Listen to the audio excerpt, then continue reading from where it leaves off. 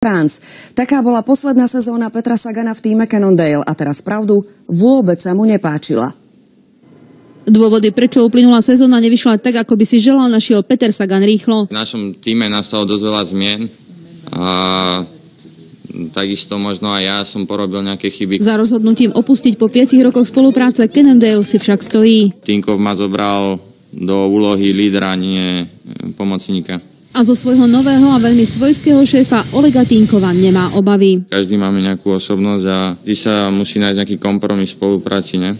O tom, aké budú jeho úlohy, však budú hovoriť až na sústredení, v rámci ktorého absolvujú aj výstup na Kilimanjaro. Taká dobrá skúška ohňom do novej sezóny. Tu sa mu rozhodli stiažiť aj organizátori Tour de France, ktorí pozmenili systém bodovania.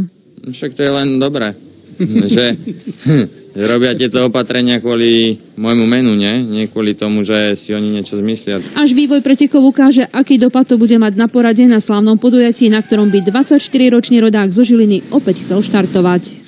Ak nepojem Tour, tak aké preteky by som mal ísť?